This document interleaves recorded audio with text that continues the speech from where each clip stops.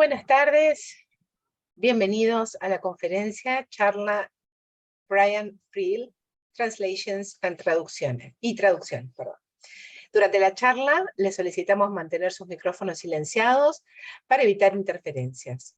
El chat se encuentra activo para realizar preguntas y comentarios que le acercaremos a la disertante al finalizar la presentación. Bienvenidos a una nueva edición del ciclo de Cultura y Estudios Irlandeses, que se enmarca en la Cátedra Extracurricular de Estudios Irlandeses de la Escuela de Lenguas Modernas, creada en 2015 y auspiciada por la Embajada de Irlanda en la Argentina. Tal como se enuncia en los objetivos de la cátedra, se promueve la difusión de la cultura irlandesa en sus manifestaciones lingüísticas, literarias e históricas, y en la de los inmigrantes irlandeses en la Argentina y sus descendientes. La Asociación de Estudios Irlandeses del Sur se propone el estudio y difusión de Irlanda, su cultura, su lengua, su literatura, su arte, su historia y su sociedad, entre otros aspectos, en particular en relación con la diáspora en la región sur de América. El estudio de la vida de los irlandeses en la región, de sus descendientes y de las comunidades que fundaron, de sus aportes a las sociedades de la región y contribuir también a la preservación de su identidad. Buscamos promover la difusión de los estudios irlandeses y a la vez propiciar un ámbito de reflexión y diálogo entre Irlanda y Argentina y la región, en virtud de los vínculos que nos unen desde la literatura, la historia, las relaciones internacionales y los estudios culturales. El Centro de Estudios Salvador en Uruguay, dependiente de la Asociación Civil Universidad de Salvador, se encuentra al servicio de la difusión de la cultura y de la formación y capacitación de la comunidad. Juntos buscamos promover la difusión de los estudios irlandeses. Esta conferencia se ofrece también en el marco del Seminario Especial de la Diplomatura en Estudios Irlandeses de la Universidad de El Salvador. Mi nombre es Paula Ortiz, soy la directora de la Escuela de Lenguas Modernas de la Universidad de El Salvador y vicepresidente de la Asociación de Estudios Irlandeses del Sur, AEIS. Brian Friel, 1929-2015, es uno de los dramaturgos irlandeses más relevantes de los últimos 40 años, de fama internacional. Sus obras, centradas en la escenificación de Irlanda y lo irlandés, adquieren un carácter universal a través de problemas que afectan a la condición humana. En traducciones, Friel conjuga cuestiones de cultura y nacionalismo y aborda aspectos del ser humano tan fundamentales como la comunicación verbal y la comunicación emocional. La peripecia sentimental de los personajes se combina con el estudio de las lenguas clásicas, griega y latina, las culturas gaélica y británica, y un momento histórico de profunda transformación. Una de las obras significativas del teatro del gran escritor irlandés, vertida por primera vez al español gracias al estudio y traducción de la doctora María Yolanda Fernández Suárez, quien nos hablará sobre el proceso de traducción de esta obra y sobre las Hedge Schools en Irlanda, en la Irlanda del siglo XIX.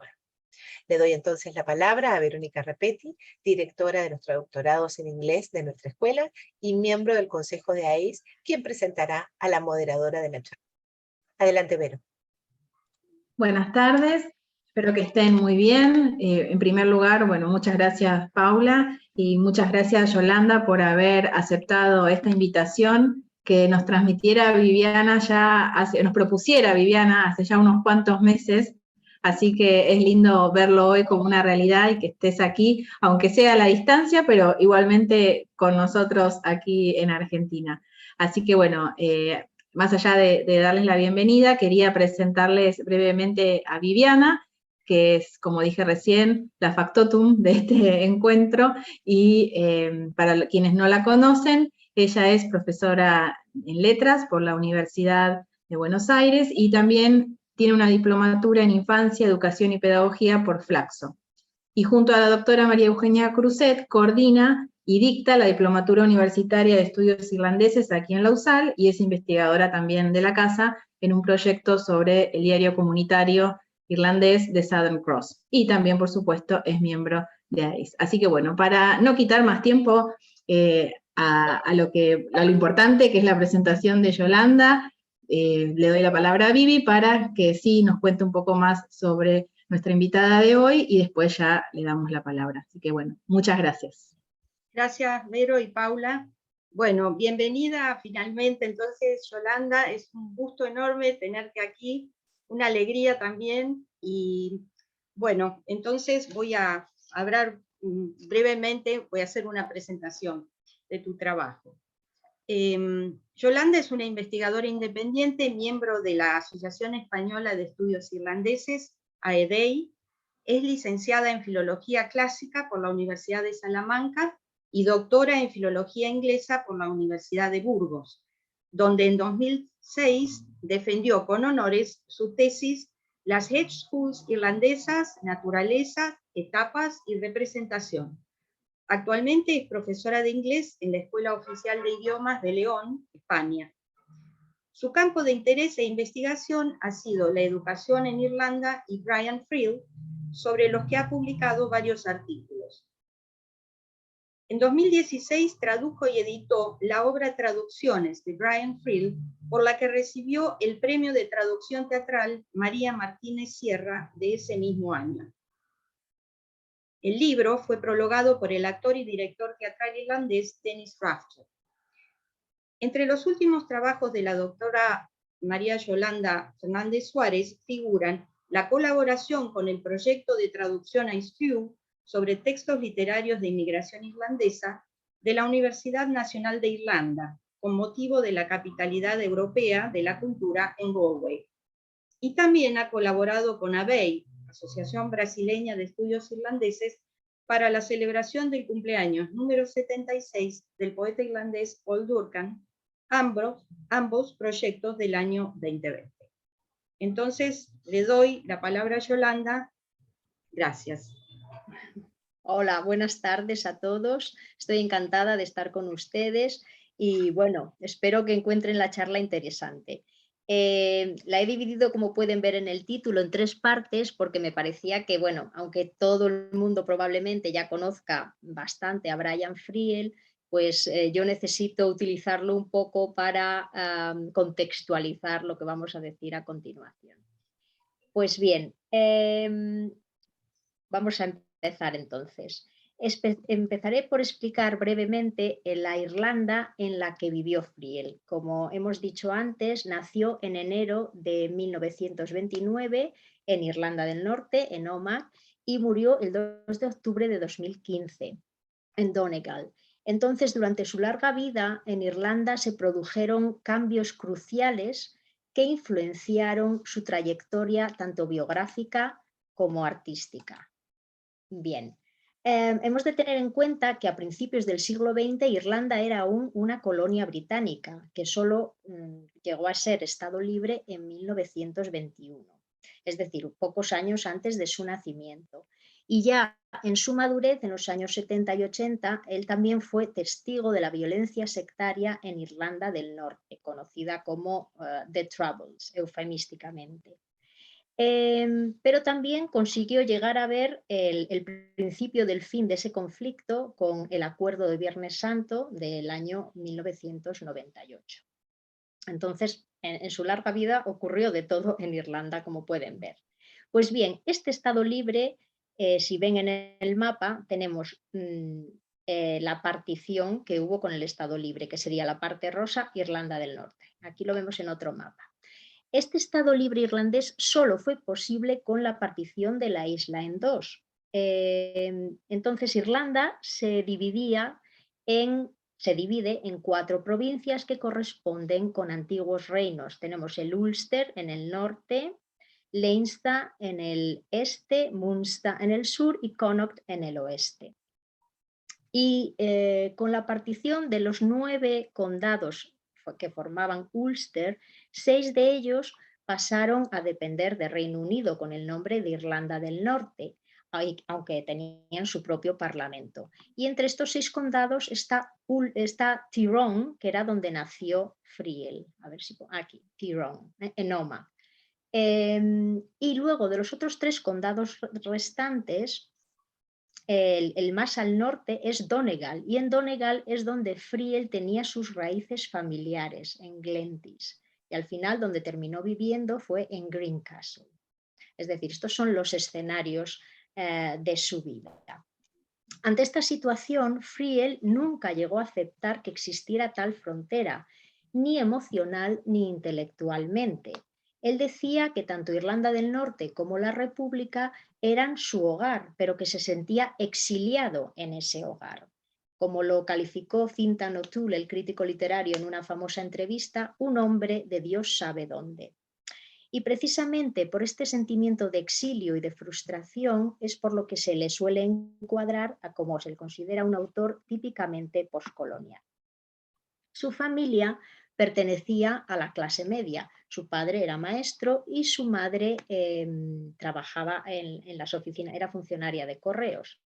A los 10 años la familia se traslada a Derry, también en Irlanda del Norte, conocida para los unionistas como Londonderry.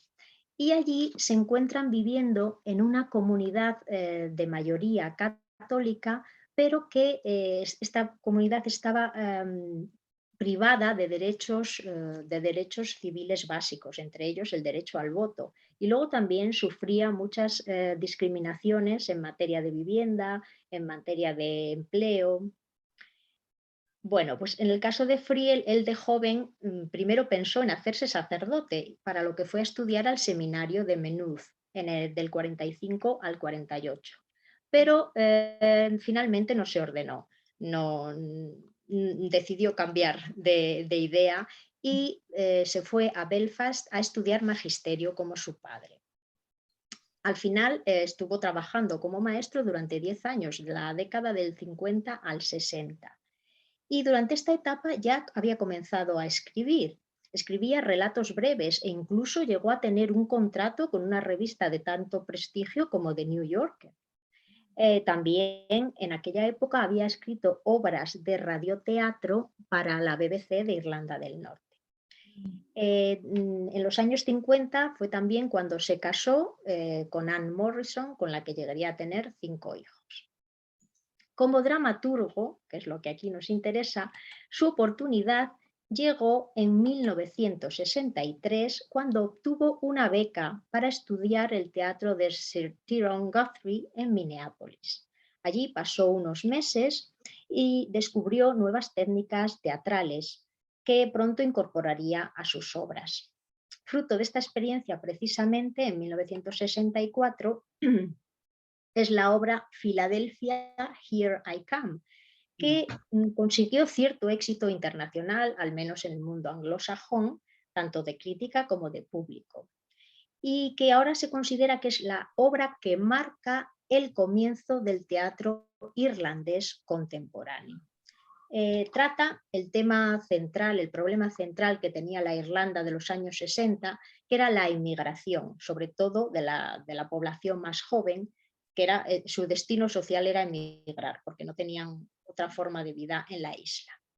Yo en este caso quiero hablarles de Philadelphia, Here I Come, porque lo que me interesa destacar es que por primera vez Friel sitúa la acción en este mítico pueblo, Ballybec, en gaélico Ballybec, pueblo pequeño, también puede significar hogar, y que él sitúa en Donegal, y que está basado en la aldea de Glentis, donde él pasaba su infancia, los veranos de su infancia.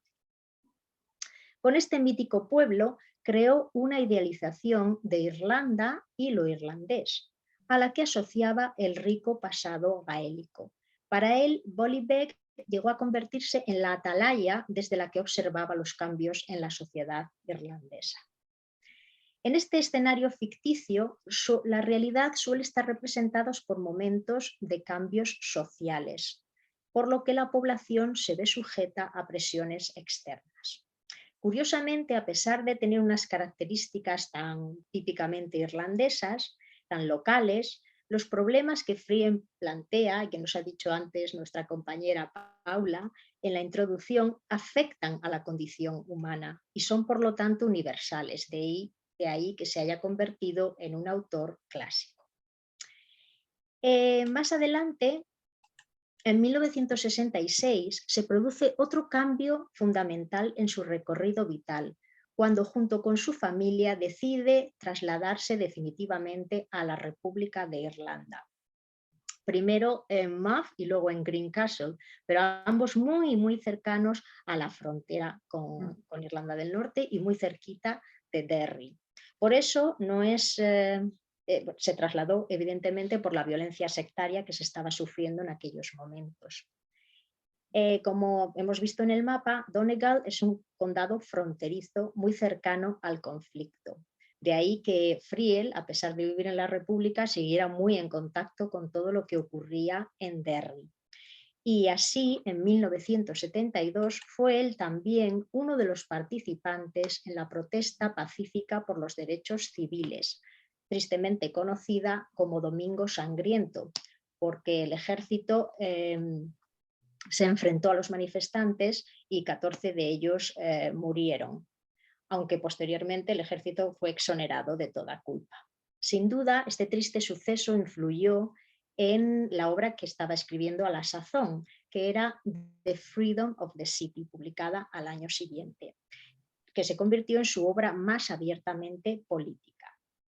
En ella, los habitantes del Bogside, que es el barrio católico de Derry, se ven atrapados en la violenta crisis política y a merced de las autoridades.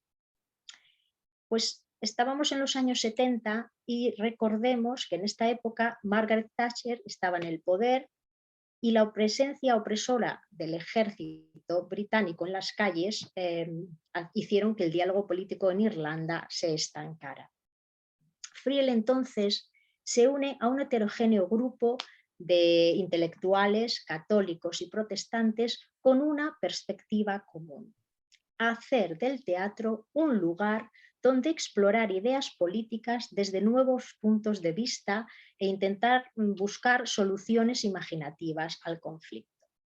Junto con su amigo, el protestante, el actor Stephen Ray, que está aquí de muy jovencito, no sé si se le puede identificar, funda la compañía teatral Field Day. Y después otros destacados intelectuales norirlandeses, protestantes y católicos, formarán parte de la junta directiva. Quizás el más famoso para nosotros sea Seamus Heaney, el Nobel, ¿no? Del premio Nobel, y gran amigo de Friel. Pues la intención de este grupo era constituir una república de las letras como fuente alternativa de autoridad, una quinta provincia. ¿No? Las 4 provincias, una quinta provincia, que Friel definió, y cito textualmente, como un lugar para los disidentes, los que traicionan las ideologías dominantes en el resto de provincias. El proyecto de Field Day consistía en producir una obra al año, estrenarla en Derry y después llevarla de gira por todo el país, especialmente por las ciudades de provincias.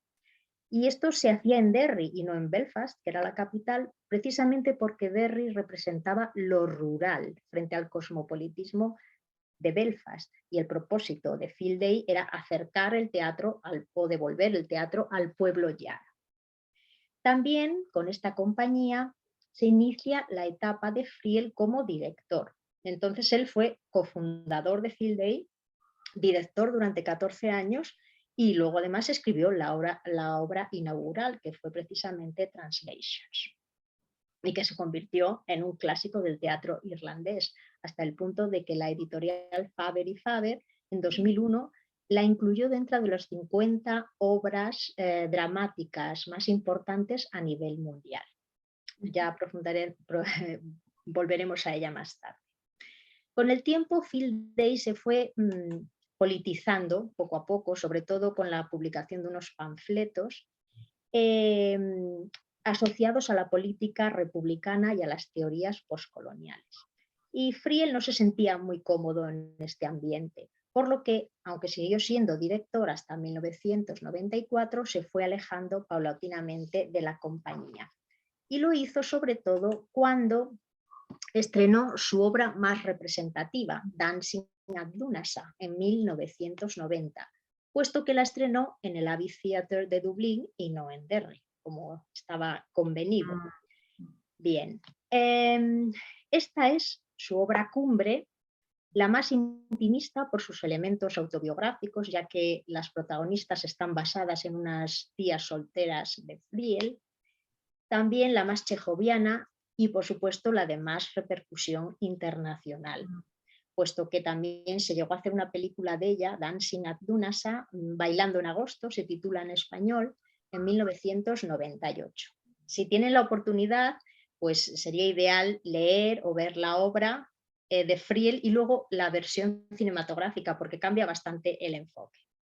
Bueno, de nuevo, en este caso nos encontramos ante una obra de transición social, en el que se cambia de una cultura rural a una cultura industrial, puesto que el medio de vida de algunas de estas hermanas, son 4 hermanas solteras, que era tejer en casa, pues se ve amenazado por la construcción de una fábrica. Pero el dramaturgo quiere destacar aquí también, ya se puede ver en el título, el Bailando en Lunasa, quiere destacar cómo, a pesar del férreo control que ejercía la Iglesia Católica en la Irlanda de la época, que era 1936, sobre la vida de los irlandeses, aún perduraban ritos paganos celtas. Por ejemplo, el que da título aquí, que es Lunasa, el festival en honor del dios Lugh, que se celebraba en agosto y que era una especie de fiesta de la cosecha. El baile, por lo tanto, cobra aquí un gran protagonismo y sobre todo sirve a las hermanas para comunicar lo que no son capaces de expresar verbalmente. Seguimos adelante.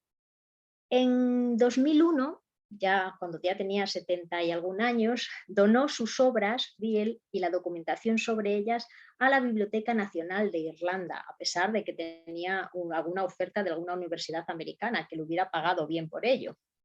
Y se fue alejando paulatinamente de la vida pública. A pesar de ello, no dejó de recibir el reconocimiento de la sociedad irlandesa. Yo aquí simplemente cito 3 importantes reconocimientos o distinciones de las que fue objeto. Durante 2 años, del 87 al 89, fue senador de la República de Irlanda. Ya en 2006, la Asociación de la Gente del Arte, AOSDANA, lo reconoce como SII o Eminencia, Maestro. Y finalmente, por su 80º cumpleaños, la Universidad de Queen's en Belfast inauguró un complejo con su nombre, The Brian Friel Theatre and Centre for Theatre Research. Como ya comentamos, murió en octubre del 2015 y nos dejó un extenso legado: 2 colecciones de relatos, 24 obras dramáticas y 8 adaptaciones, principalmente de Chekhov, pero también de otros autores. Entre los temas que él trataba recurrentemente en sus obras, voy a mencionar estos 4. Primero, la memoria, todo tipo de memoria, la individual, la colectiva, la memoria histórica también, que él pensaba que podíamos moldear el pasado cada vez que lo recordásemos, ¿no? Entonces, tenía un poder curativo y también un poder destructor. La memoria es muy importante. También la veracidad y la falsedad de la memoria, que están en conexión con la creación de mitos, especialmente de la historia de Irlanda. Y por otra parte, la familia sirve de núcleo a sus obras, pero siempre es una familia atípica.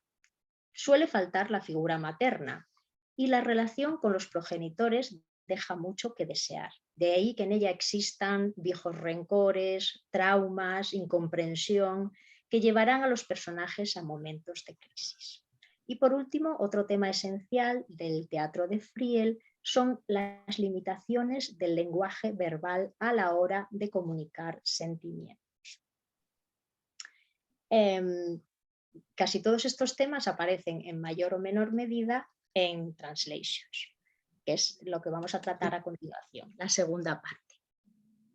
Pues bien, el escenario sigue, como habíamos dicho antes, sigue siendo el mítico pueblo de Bollybec y en este caso más concretamente la idealizada escuela de la Hedge School. Otro momento de transición histórica, 1833. Porque ocurrieron en Irlanda 3 acontecimientos que enmarcan la trama. En primer lugar, llegan el ejército británico para cartografiar el país con nombres en inglés, con lo que se perderán los topónimos en gaélico. Por otra parte, la educación popular y privada de las hedge schools, de las escuelas nativas, serán sustituidas por la educación gratuita pero obligatoria de la escuela nacional. Y por último, esto no ocurre en 1833, pero siempre está acechante, la hambruna. La hambruna acecha constantemente y amenaza a la población. Las hambrunas eran recurrentes, realmente la gran hambruna es la del 45, pero, he puesto 1845, pero eran recurrentes y siempre la población estaba muy pendiente de lo que pasaba. Todos estos cambios representan influencias externas, ejemplos del intervencionismo del gobierno británico en la historia irlandesa, por lo que seguían muy presentes en la memoria colectiva del pueblo irlandés. De ahí que, cuando se estrenó Translations, Friel no pudo evitar que se recibiera como una verdadera epopeya nacional. Sin pretenderlo, se convirtió en su obra más polémica y constituyó un hito en los debates sobre identidad cultural y revisionismo histórico que predominaron en el ambiente cultural irlandés de aquella década, de 1980. Sin embargo, esta nunca había sido la intención de Friel. De hecho, él, mientras escribía la obra, llevaba también un diario y en él podemos leer literalmente: no deseo escribir una obra sobre campesinos irlandeses reprimidos por los soldados británicos. No deseo escribir un canto fúnebre a la desaparición de la lengua gaélica. Y unos días más tarde, la obra trata del lenguaje y solo del lenguaje. Pero, ¿qué más hay entonces en la obra? ¿Qué hay detrás de ella? Pues al escribir sus obras, Friel se documentaba con todo tipo de lecturas muy diversas. En este caso, descubrió que uno de sus antepasados, un tatarabuelo, había sido maestro de una hedge school y ello le llevó al estudio de Patrick Dowling, de 1935. Además, encontró la metáfora perfecta para su propósito de centrarse en el lenguaje en el Tratado Histórico sobre la Cartografía en Inglés de la Isla, de John Andrews. Y luego también leyó las cartas de John O'Donovan, que fue uno de los participantes en aquella misión. Por último, otra fuente fundamental fue el ensayo filosófico de Steiner, después de Babel, donde postulaba, entre otras ideas, la importancia del lenguaje en la construcción de la identidad. Entonces, todo ello colaboró en la redacción de Translations. Y hasta tal punto es el lenguaje el foco de la obra que incluso el artificio formal que utiliza está basado en el lenguaje. Pues Friel quiere hacernos creer que el inglés que leemos o que escuchamos en el teatro representa en realidad dos lenguas diferentes. Por una parte, el inglés de los soldados, pero por otra, el gaélico de los habitantes de Bollybec. Y el público ha de colaborar con esta argucia para disfrutar de la comicidad en todas las situaciones de desencuentro e incomunicación de los personajes. Ahora sí, voy a detenerme un poco en explicar lo que era la hedge school. Tenemos aquí el nombre en gaélico también. Y luego veremos también cómo las enaltece Friel en su obra. Pues la legislación penal introducida en las Islas Británicas en 1695 pretendía socavar la posición social y económica de la población nativa en Irlanda, principalmente de mayoría católica, y concluir así el proceso de colonización de la isla. En el tema educativo se les prohibía a los católicos irlandeses dirigir escuelas, asistir a la universidad y mandar a sus hijos a educarse al extranjero, porque obviamente ellos iban a ir a educarse pues, a Francia o a España, eran también católicos, ¿no? De ahí que hasta finales del siglo XVIII, cuando la legislación se fue relajando paulatinamente, se impusieron graves castigos a los maestros, pero estos castigos llegaban a ser la deportación a las Islas Barbados, por ejemplo. Eran castigos serios. Y estos, sin embargo, los maestros seguían ejerciendo su labor en las head schools. Literalmente el nombre en gaélico significa escuela del seto. Es este el apelativo más generalizado con el que han llegado o con el que ahora las conocemos, quizás por ser el más visual, pues recrea la imagen que tenemos aquí de un lugar recóndito, al aire libre, ocultado o disimulado por setos, para evitar a las autoridades. Pero bueno, tuvieron otros nombres también en gaélico.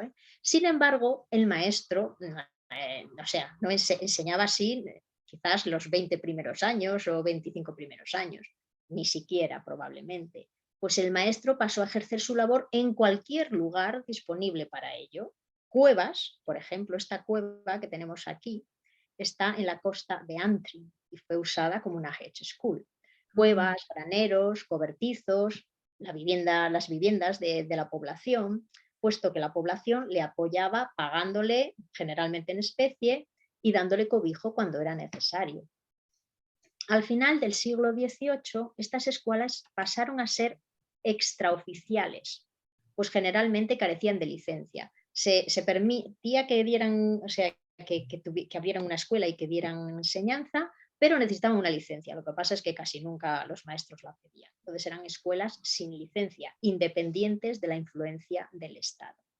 Competían entonces con las escuelas de sociedades proselitistas protestantes, llamadas Bible Societies, porque enseñaban a través de la lectura de la Biblia. Y a pesar de ser gratuitas, no recibieron nunca el apoyo de la población. Las head schools vivieron realmente su época dorada en el primer cuarto del siglo XIX y continuaron su labor incluso después de que se implantase el sistema de la Escuela Nacional, que fue en 1831. Podemos afirmar que jugaron un papel decisivo en la historia de la educación irlandesa, puesto que no solo había escuelas de primeras letras en las que simplemente se enseñaba a leer, escribir y contar, sino que también otras ofrecían estudios mucho más ambiciosos, lenguas clásicas, matemáticas avanzadas, agrimensura, contabilidad, navegación, etc. También había evening schools o escuelas vespertinas o clases nocturnas para aquellos alumnos jóvenes y adultos que deseaban completar su formación. Así que, bueno, aquí pone dónde está la cueva exactamente, en el condado de Antrim, en Irlanda del Norte. Así que, a pesar de ser ciertamente imperfectas, jugaron un papel decisivo en la historia irlandesa porque consiguieron rescatar a los católicos de la exclusión social a la que se habían visto abocados, proporcionándoles las habilidades necesarias para prosperar. Entre otras, a ver, creo que me he olvidado un poquito, un momento. Bueno, eran imperfectas, pero lograron un alcance nacional porque consiguieron alfabetizar a la población por toda la isla. Tenían un funcionamiento que podemos considerar democrático en el sentido de que era a demanda de los padres, es decir, los padres elegían, pagaban al maestro y elegían qué querían que enseñasen a sus hijos. Y luego, en esta sociedad tan dividida por la religión, su educación era no sectaria porque ellos admitían alumnos de cualquier religión. Podían ser católicos, protestantes, presbiterianos. A los presbiterianos también la legislación penal también iba contra los presbiterianos. Bueno, tan solo un dato revelador de su alcance. La comisión creada en 1824 para investigar el estado de la educación en Irlanda descubrió que en su mayor parte estaba en manos de escuelas independientes, privadas, sin control ni supervisión estatal, por lo que urgían al gobierno británico a que implantase el Sistema Nacional de Educación Básica. Por fin el gobierno británico lo hizo. Esto ocurrió en 1831, pero tenemos que señalar que fue 40 años antes de lo que lo hizo en Inglaterra. Sí. Entonces, es cierto que empezó como un experimento social, por decirlo así. Como decía antes, el mayor logro fue rescatar a los católicos irlandeses de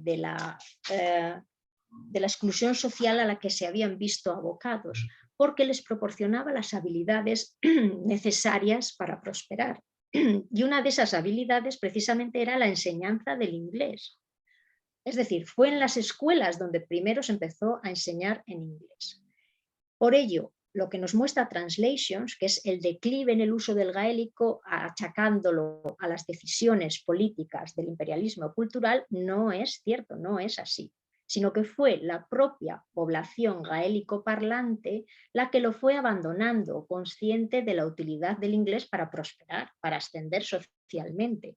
Y de hecho, tenían un sistema, los maestros, que era un palo con unas muescas en las que si el niño hablaba en gaélico en la clase, el maestro lo marcaba y se lo llevaba al padre y el padre le pegaba porque había hablado inglés, había hablado gaélico.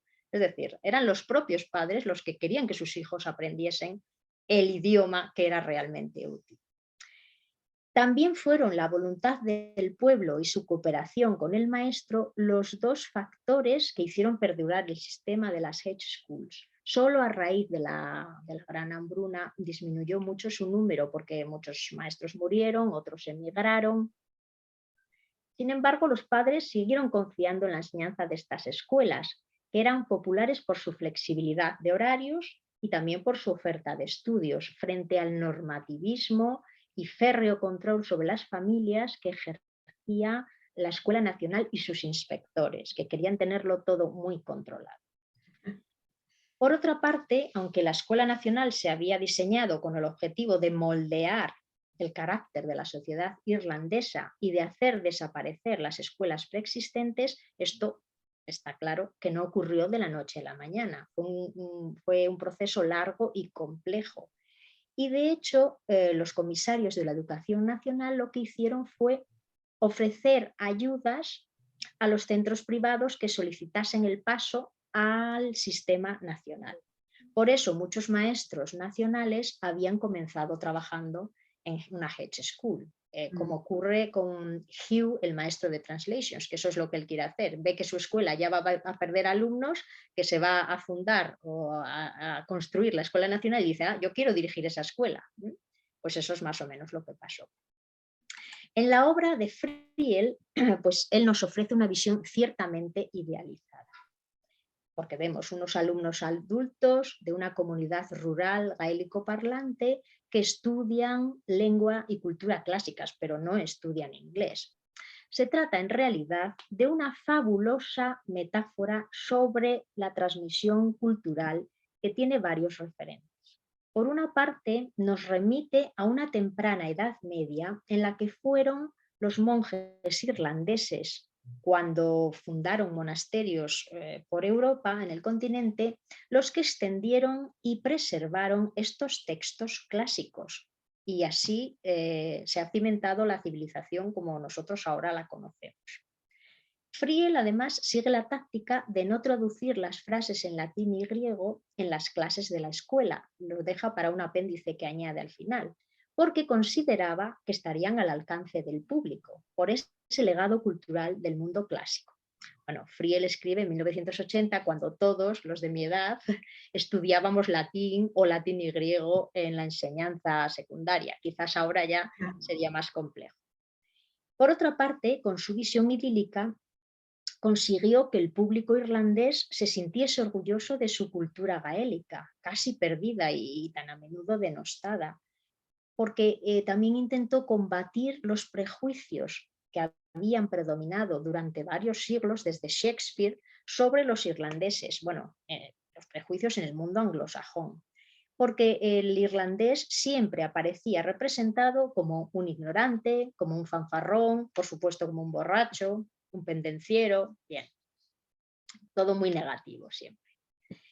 ¿Cuál es el mensaje de Translations entonces? Pues ante la situación de transformación lingüística y cultural, Friel nos ofrece distintas respuestas dependiendo del personaje. Tenemos en primer lugar a Hugh el maestro. Él representa a la población de más edad, que a pesar de ser gaélico parlante por nacimiento y educación, y a pesar de amar sus tradiciones, se percata de que el cambio es necesario. Vemos una evolución en el personaje. Al principio se muestra arrogante cuando conoce al capitán del ejército y le explica que no, él no sabe nada de literatura inglesa y dice algo así como: nos sentimos más próximos al cálido Mediterráneo, solemos pasar por alto su isla. Esta arrogancia intelectual al final da paso a la constatación de que una cultura que se exprese únicamente en gaélico está llamada a desaparecer. Y es al percibirlo cuando realmente se convierte en el héroe de la obra. Para Hugh y también para Friel, la memoria de un pueblo debe renovarse constantemente. Y por eso dice, una alusión que ha tomado de Steiner, recordarlo todo es una forma de locura. Por otra parte, tenemos a Manus, el hijo mayor, que tiene unos 30 años, es decir, es un adulto, ¿no? Se ha educado principalmente en la tradición gaélica, pero también conoce el inglés. Friel lo caracteriza como un personaje que es cojo, lo que parece abocarle a un estado de inmovilidad que hará que permanezca anclado en el pasado. Y con él Friel quiere representar al nacionalismo tradicional que no quiere oír hablar de negociación, ni de la adopción de una nueva cultura híbrida. Al final, obligado por el desmoronamiento de su mundo, su reacción es probar fortuna, alejarse, irse aún más lejos, abrir su propia hedge school, pero lo hace en una isla, que además se llama la Isla del Medio, es decir, se estanca, no avanza. Su otro hijo, Owen, es 10 años más joven. Su paso por la metrópoli, Dublín en este caso, le convierte en el mediador ideal entre el ejército británico y su pueblo. Es pragmático y acepta los cambios sin pensar demasiado en las consecuencias. Por ejemplo, no le supone ningún problema que su nombre es Owen, pero los soldados lo malinterpretan y le llaman constantemente Roland. Pero al final reconoce que ha cometido un error al creer que puede negociar con impunidad entre los dos mundos. Se queda sin contexto y solo ve como salida la revolución armada del IRA. El IRA nunca aparece mencionado en la obra, por supuesto, porque no existía, claro, en aquella época, pero siempre está flotando en el ambiente cuando se menciona a dos personajes, que son los hermanos Don. ¿Qué alternativa sugiere Friel al problema norirlandés? Pues la clave nos la da la pareja de Moira, que es la alumna que quiere aprender inglés para emigrar, y Yolande, el teniente británico que se enamora del mundo gaélico. Representan a los mediadores con los que el entendimiento sería posible. El futuro de Irlanda en general y de Irlanda del Norte en particular dependería de una generación fruto de este tipo de pareja. Pero precisamente por ello se desata la tragedia. Como nos recuerda otro personaje, al explicar los términos griegos endogamein, casarse dentro de la tribu, y exogamein, casarse fuera de la tribu, uno no cruza esos límites a la ligera. Ambas partes se enfadan mucho. En Bollybeck no ven con buenos ojos esta relación y hacen desaparecer a Yolande.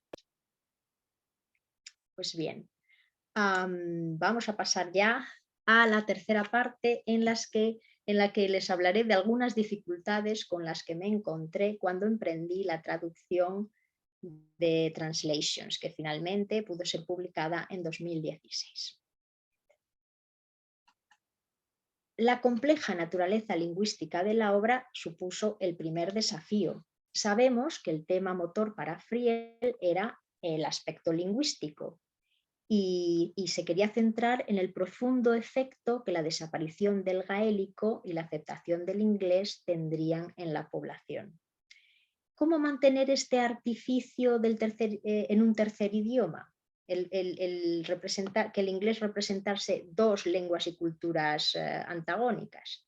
Pues si nos fijamos bien, lo que hace Friel es utilizar dos registros diferentes. Por una parte, el inglés estándar de los ingenieros del ejército británico.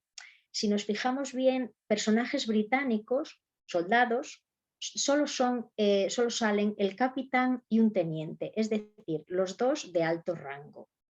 Entonces, el inglés que ellos utilizan se asociaba con personas cultivadas. Por el otro lado, él utiliza el hiberno inglés o el inglés hablado en Irlanda para representar el gaélico de los campesinos. Pero en aquella época, precisamente, el hiberno inglés se consideraba un dialecto asociado con hablantes de clase baja o medio analfabetos. Mi propuesta es algo similar. El español estándar y formal en ocasiones, según lo requiriese, para los personajes británicos, frente al español claramente coloquial y a veces incluso vulgar para los habitantes de Bolivia. Sin embargo, esta solución no resultó del todo válida para traducir el lenguaje pedante y libresco con el que solía expresarse el típico maestro de Hedge School, y que ya el poeta Oliver Goldsmith en el siglo XVIII había descrito en su poema The Deserted Village como palabras de erudita longitud y sonido atronador. El inglés del maestro estaba lleno de giros gaélicos y adornado con palabras grecolatinas, pero esta en general sonaba muy pedante, pero esta pedantería era un efecto buscado deliberadamente para impresionar con sus conocimientos pues, a sus alumnos, a sus futuros alumnos, a los padres de sus alumnos, a todo el que lo quisiese contratar. El problema para nosotros reside en que el español de por sí es mucho más polisilábico que el inglés, además de que tener también mucho más vocabulario de etimología latina, por lo que el efecto pomposo y ridículo de aquellas palabras de erudita longitud queda en cierto modo desvirtuado. Les pongo aquí dos ejemplos para que se vea un poco que aunque yo intente seguir la traducción tal cual, el efecto en español no va a ser el mismo que en inglés. Por otra parte, plenamente consciente de que el texto en español no era autosuficiente y con el objetivo de enriquecer la experiencia lectora, decidí incorporar una introducción que explicara el contexto biográfico y artístico de Friel, así como varios apéndices que ayudaran a comprender las diversas culturas de la obra. Así, el apéndice 1 está dedicado a la cultura clásica. Les ofrezco aquí tan solo dos ejemplos de frases que quizás, dos ejemplos del ingenio de Friel que probablemente pasaría inadvertido sin la explicación del apéndice. Por ejemplo, en un momento dado se les da a los alumnos esta frase de Tácito para practicar la caligrafía. Es más fácil borrar el saber que recordarlo. Esto en realidad es una alusión irónica a la pérdida de identidad que se producirá al prescindir de la lengua y cultura gaélicas. Y luego, más adelante, tenemos otra frase de Ovidio que utiliza Hugh para decir que se siente exiliado, se sentirá exiliado cuando desaparezca la Hedge School. Entonces compara su sentimiento de exilio con el destierro de Ovidio. Soy extranjero en este lugar porque nadie me entiende. El apéndice 2 explica conceptos de cultura irlandesa de difícil traducción en español. Por ejemplo, sin ir más lejos, Hedge School, 2 sílabas tan solo, pero de gran fuerza expresiva y evocadora. Un concepto profundamente arraigado en el inconsciente colectivo irlandés. ¿Cómo traducirlo? Escuela rural, no, porque había hedge schools en todas partes. Aquí es rural, pero lo mismo lo sería la escuela nacional cuando estuviese, ¿no? Escuela de pago, escuela privada, en español tienen matices elitistas que para nada tiene el concepto en inglés, por lo que solo nos sirven a medias. Tras mucho dudar opté por una perífrasis, escuela nativa independiente, un poco explicativa, para después traducirlo simplemente como escuela, una escuela así, una escuela como esta, en aquellos contextos de la obra en los que se pudiese confundir con la escuela, con su rival, con la escuela nacional.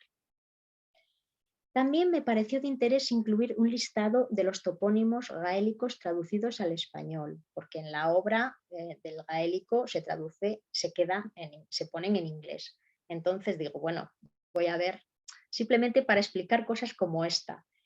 Tenemos este nombre que existe, que es más o menos la pronunciación Bon-Aven.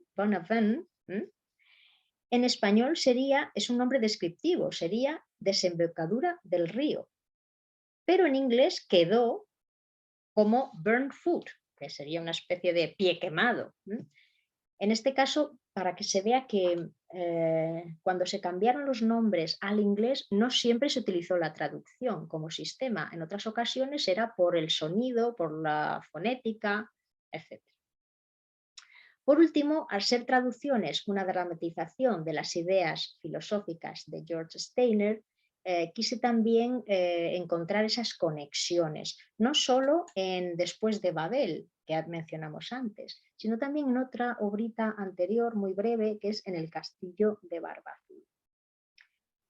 Entonces simplemente encuentro las frases que aparecen en Friel y que están sacadas de alguna de las dos obras. Y ya para terminar, el hecho de que la obra dramática esté escrita para ser llevada a escena y que en ella predomine el diálogo sobre la prosa implican que se va a ver influenciada por la oralidad. Y esto también influye en la traducción.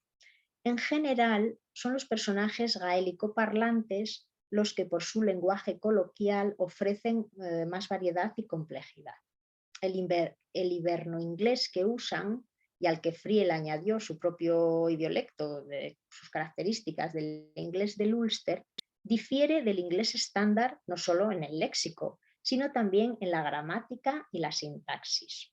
Una correspondencia perfecta era muy difícil de conseguir, al tener que reducir o directamente omitir elementos de oralidad original. Pero me propuse conseguir al menos una carga expresiva similar, mediante compensaciones. Por una parte, elecciones gramaticales y estilísticas. Por ejemplo, la variedad que utilicé para traducir el marcador del discurso sure, solo una sílaba en inglés, y se utiliza muchísimo, aparece muchas veces en translations. Sin embargo, me parecía excesivamente repetitivo poner siempre la misma traducción para él. Entonces utilicé seguro que, claro que, desde luego, la verdad es que, por supuesto, en distintos contextos.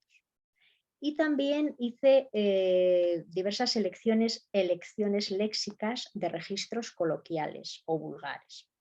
Así, por ejemplo, los hablantes del hiberno-inglés usan con relativa frecuencia locuciones interjectivas con alusiones religiosas, frases piadosas.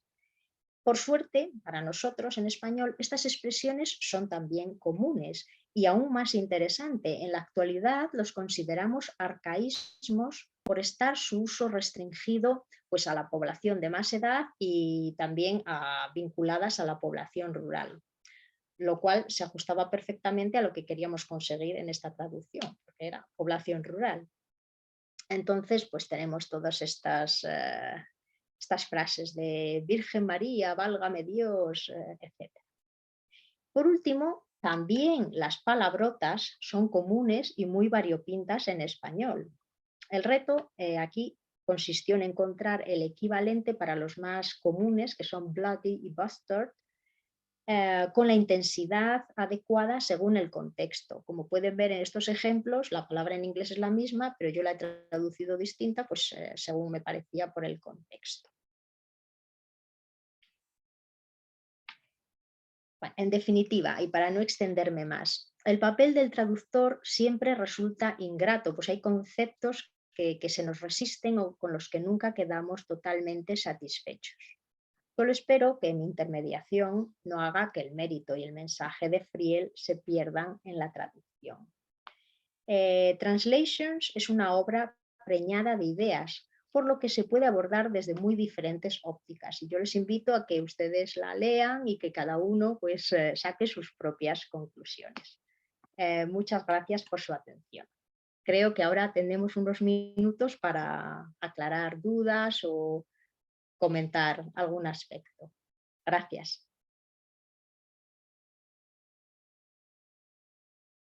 Vivi, tenés que abrir tu micrófono. Sí, Eso. Todavía no. No te escuchamos, Vivi.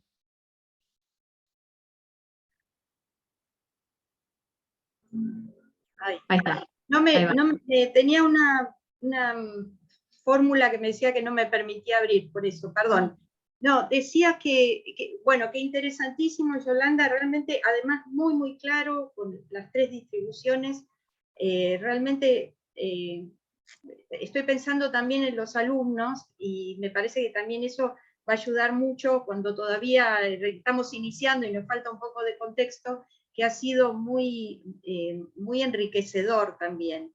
Yo siempre, digamos, al ser esta una obra tan compleja desde el punto de vista de la traducción, me preguntaba, ¿cómo llegaste vos? O sea, 2 cosas me pregunto. Primero, me llamaba la atención el hecho de que no hubiera ya, siendo una obra tan importante, una traducción al español, que además se había, digamos, representado mucho, como vos dijiste al principio, considerada de prestigio internacional.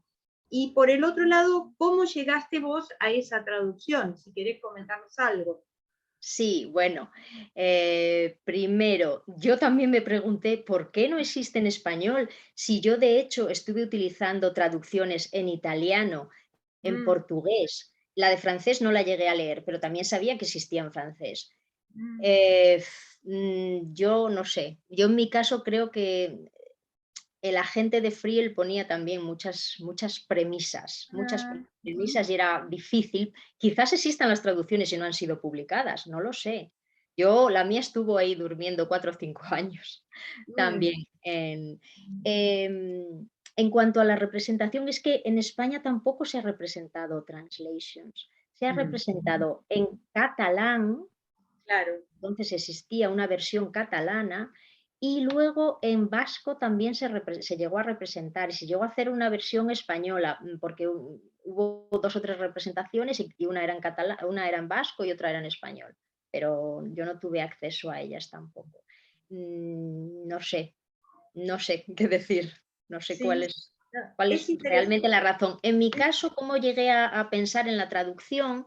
Pues yo pertenezco a la Asociación Española de Estudios Irlandeses y después de terminar la tesis, bueno, una vez charlando, estaban comentando qué se puede hacer en estudios irlandeses en España, qué caminos se pueden abrir. Y comentaron el tema de la traducción. Como la traducción a mí siempre me había interesado, pues no sé, bueno, dije, bueno, yo voy a ponerme con translations, a ver qué saco. Me llevó años porque yo nunca he podido dedicar a los estudios irlandeses en mi tiempo completo, porque no me dedico a ello.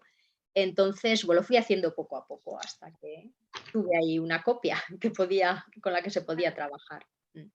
Pero pienso que también vos reunís un perfil que es poco frecuente, porque vos tenés, sos licenciada en filología clásica, por lo cual manejás los idiomas clásicos, el latín y el griego, y además tenés un doctorado en filología inglesa. Es decir, creo que es difícil encontrar una combinación así, y de hecho esto se ve en y además digamos, el hecho de ser profesora por la organización del libro, cómo está presentado, eso también contribuye a enriquecer esa traducción, ¿no? Por el contexto, digamos. Bueno, esa era mi pretensión, que ayudase al que lo fuese a leer en español. Qué bien, lo hace realmente. Ayuda. Me alegro. Muy bien. Verónica, no sé si hay alguna otra pregunta, ¿o querés? Mira, Yolanda, hay muchísimos comentarios elogiosos acerca de la presentación en el chat. Te agradecen por lo interesante de la charla, lo claro, lo didáctico que ha sido este intercambio. Y de hecho, hay una consulta que vuelve sobre lo que vos dijiste de que una de las obras de Friel, Molly Sweeney, está inspirada en To See and Not See de Oliver Sacks. Sí. Y que en ella... Exacto, y que en ella Friel aborda el tema del cuidado que hemos de tener para preservar nuestra identidad. Y Carlos, que es quien hace la pregunta, consulta si podrías ampliar algo más respecto del modo en que Friel leyó a Oliver Sacks, si conoces la relación que llevó a No, Friel a Sachs. No, yo creo que era la típica persona que leía lo que caía en sus manos y que luego conseguía reelaborarlo, porque efectivamente sí, es que del escrito de Oliver Sacks a Molly Sweeney, fíjate lo que hay, el trayecto que hay. Claro. Él Exacto. se documentaba, él leía, se documentaba, supongo que leería el periódico casi todos los días y de allí sacaba sus ideas de, mira, este libro ahora está de moda o yo qué sé. No lo sé, no lo sé. Pero Exacto, sí, sí, lo bueno, hacía además, con todas las obras, lo hacía con todas las obras. exacto, sí, además, bueno, Oliver Sacks siendo tan conocido, Mm. probablemente sí, era fácil llegar a él por lecturas de sus Sí, obras y de sus libros, ¿no? sí, sí, Así sí. aunque él estaba apartado de la vida pública, él estaba muy conectado con la vida intelectual, entonces yo no creo que en Sí, eso creo tuviera. que hay un dato interesante que leí también en el prólogo, digamos, en la introducción que escribiste respecto de los padres de Phil y de los abuelos, de los padres y de los hermanos. Digamos, es una familia donde el ser maestro era una actividad que venía de atrás. siglos, digamos, desde hace de generaciones. Su padre y sus hermanos y él mismo fueron maestros. En cambio, sus abuelos maternos, que sí hablaban gaélico, no habían tenido educación. No habían tenido educación, sí, sí. Formal, digamos, ¿no? Por Sí, supuesto, sí, educación tendrían, pero en ese sentido. Y me parece que hay algo de eso en él, no sé si es algo implícito o es algo inconsciente, respecto de lo que es el conocimiento y la difusión o la transmisión del conocimiento, que me parece también interesante, ¿no? Hay otro dato curioso, es que de los participantes en el proyecto de Field Day, todos ellos, excepto el actor Stephen Ray, eran o habían sido maestros también. Ah, O mirá, sea que ahí, claro. sí, sí, sí, Sí, sí, eso sí. va ahí. Sí, muy Bueno, interesante también. No sé sí, perdón, Verónica. sí, no, dale, sí, sí, Vi, adelante. No, quería preguntarte en realidad si querías comentar algo sobre tu participación en este proyecto de traducción de textos gaélicos de la Universidad de Galway, STU. Si querías comentar algo de eso, de tu experiencia personal o del proyecto en sí también. Bueno, fue un proyecto que me gustó, me llamó la atención porque trataba sobre emigración, Astru significa emigración, Claro. y me daba un tiempo suficiente para hacerlo, entonces yo ya dije, además me decían, te daban a elegir obras y no tenía, o sea, podías hacer la que tú quisieras, podías hacer una, podía ser un poema de lo que ellos daban a elegir. Y entonces yo tuve tiempo de hacer dos. Y me gustó mucho porque aprendí mucho. Sí. Una de las historias era mucho más poética que la otra y me resultó también, estaba llena de imágenes preciosas, están ahí en internet. Todo esto, esto de la traducción siempre lo recibo a través de EFACIS, que es luego la Asociación Europea, a ver, espera, que lo tengo aquí, y ASIL es la Asociación Internacional para el Estudio de Literatura Irlandesa, y tienen este proyecto de EFACIS. Este año se dedica a Anne Enright y los años anteriores, que fue cuando yo tomé parte en ello, pues fue cuando lo dedicaron, no sé, coincidió que es la Universidad Nacional de Irlanda, pero en Galway era la que lo llevaba en aquel momento. Cada año tienen un proyecto distinto. También empezaron con John Banville, pero aquel fue un proyecto mucho más pequeñito que yo creo que no le dieron la difusión necesaria en su momento, y ahora ya se está especializando también mucho, ya también te ponen muchas condiciones para participar. Entonces, pero no sé. como proyecto es interesante por el hecho de que sea texto sobre la inmigración, por ejemplo, en este caso. Bueno, en ese caso concreto sí, ellos van cambiando. Claro, que a muchos idiomas también, por lo que vi, al chino, Sí, al admitían todo tipo de... Yo creo que esto también está enmarcado en esto de Literature Ireland, que lo que pretenden es la difusión de la literatura irlandesa. Entonces ellos también siempre pues tienen talleres de traducción o tienen cursos, quieren difundir eso porque al final revierte en ellos también, claro. Claro. Sí. Verónica, no sé si hay algo para comentar del chat porque no lo estoy siguiendo. Sí, mira, acaban de surgir un par de comentarios y consultas que trataremos de hacer lo más brevemente posible, porque sabemos que allá es muy tarde en España, así que, no. María Sol consulta si el hecho de que el bisabuelo de Friel haya sido maestro de una hedge school haya influenciado, es una influencia para él y si ha asignado sus obras. Creo que en parte ya lo respondieron, ¿no? Que, con el comentario de Viviana. Era su tatarabuelo, sí. Bueno, yo creo que para él fue un dato curioso, pero que luego le llamó la atención y luego, claro, al investigar sobre las hedge schools, pues ya descubrió un mundo que no, pues se ve que anteriormente no conocía o no conocía mucho y ya, claro, escribió translations en los que metió todos esos elementos. Claro, qué mejor disparador que ese, ¿no? Sí, ese es el genio de Friel, es conseguir mezclar tantos elementos diversos y luego crear una obra maestra con ellos, ¿eh?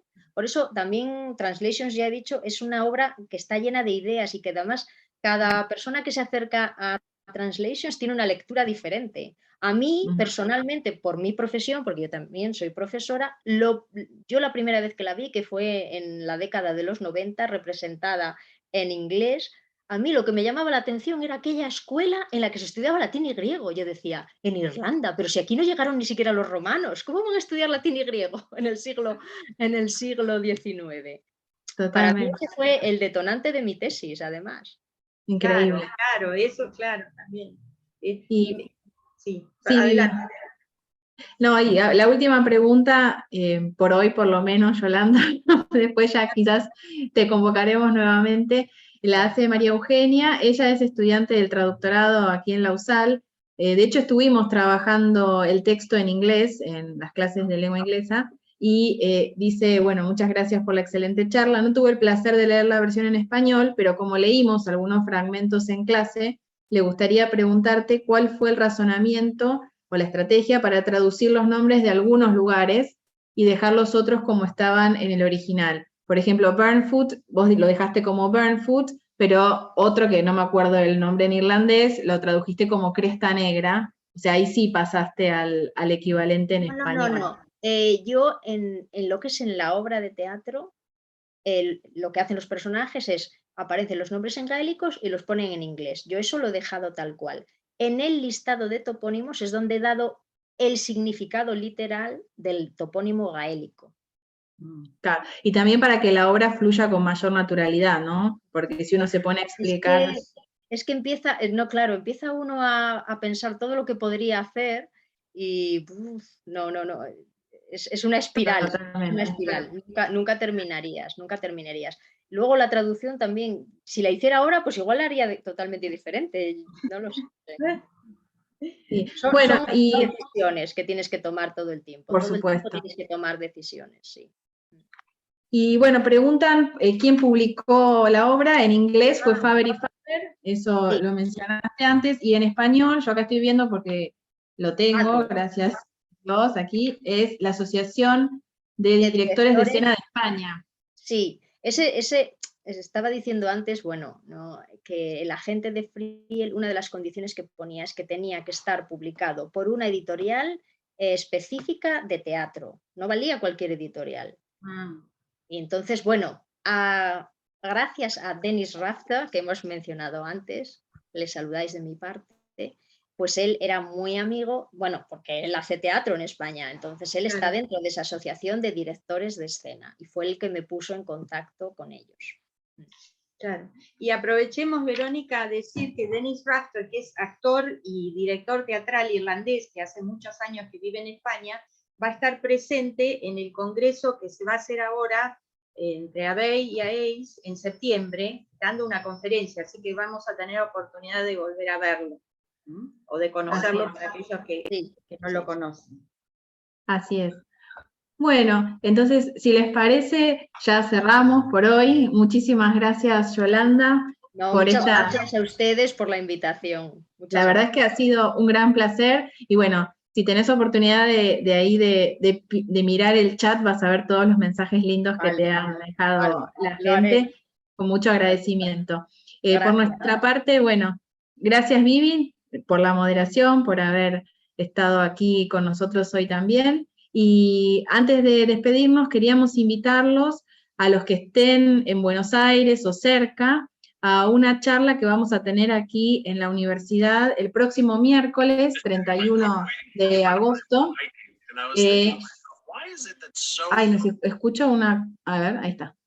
El 31 de agosto, es una conferencia presencial sobre el poema Lamento por la muerte de Arthur Leary y su traducción del irlandés al español. O sea, seguimos con el tema de la traducción y en este caso algo también bastante inusual, como fue el trabajo de Yolanda, que digamos, poder conseguir en español y tener acceso a un material que, bueno, en este caso estaba en irlandés y ha sido publicado este poema en español. Así que esta charla la va a dar John O'Ryan de la Embajada de Irlanda en la Argentina, que está por un tiempo aquí en Buenos Aires, así que aprovechamos su presencia para poder disfrutar de esta conversación con él sobre este poema puntual. A los que se inscriban en el link que Paula seguramente va a poner ahora en el chat, les vamos a enviar con anticipación el material para que también puedan estar preparados o puedan hacer una lectura previa antes de venir. Así que bueno, los esperamos a todos el miércoles que viene a las 18, aquí en La Valle 1878, a los que puedan venir. Bueno, eso es todo por hoy, así que nos despedimos hasta la próxima charla. Siempre recordamos también en el chat nuestras redes sociales para que nos sigan, para que se enteren de los eventos, y bueno, siempre bienvenidos todos los que quieran participar de las actividades de ACE y de la Cátedra de Estudios Irlandeses de la USAL. Muchas gracias a todos por estar. Yolanda, muchas gracias. Gracias, Yolanda. Adiós. Hasta siempre. Te esperamos en Argentina, Yolanda, la próxima. Uy, ojalá, gracias. Sí, sí. Gracias.